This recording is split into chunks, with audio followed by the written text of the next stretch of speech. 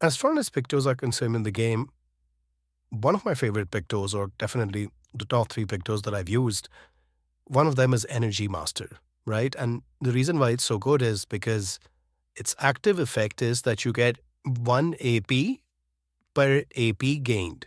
So if you do an attack and you get an AP, if you have Energy Master slotted in, you will get 2 APs. So basically, it doubles the amount of APs that you get, right?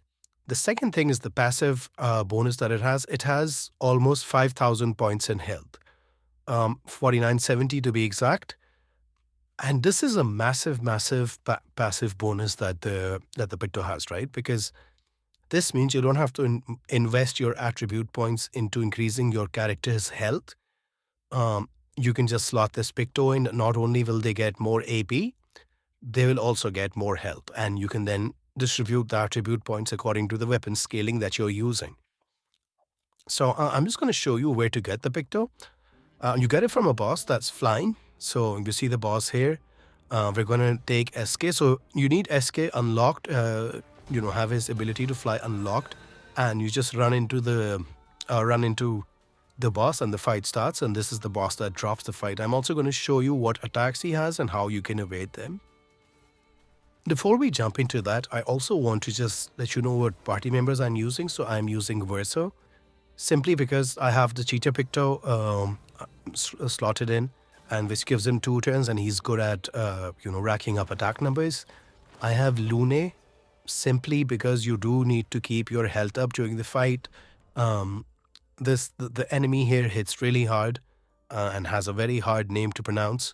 But hits hard, does a lot of damage, can usually one-shot you, so it's good to keep your health up. And as a third-party member, I have Monoko. And the reason why I have Monoko is because he has the gradient skill called, I think, Sanctuary, which sort of, if you do it, you get shields. So which means that, you're not vulnerable, and it lets you take a hit or two and still be in the fight. So this was my party. About the attacks, so there is the freeze attack. It'll throw 3 rays of ice to all your party members. You can easily avoid it. You can parry it and dodge it. It makes a SAM as well, so it's quite simple. Then you have the tail swipe. Again, very easy to dodge. You have to dodge and jump over the attacks.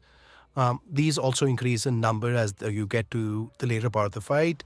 Similar to this head smash, you can parry here and dodge whatever you're good at. You can do it.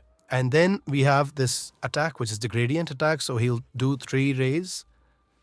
And then the fourth one would be a gradient ray, and you can do a gradient parry, which has a very generous timing, time slot, so you can easily pull it off.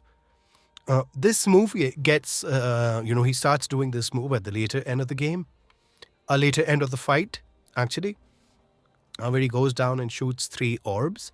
They also make a sound before impact, so you can easily dodge or parry here as well. So that's all about the attacks that he does. There are a few things that you also need to know. So he will permanently keep adding shields, up to 6 shields. And not just that, he will also absorb all your AP. So the best way to go about this fight is to have the Cheetah Picto first.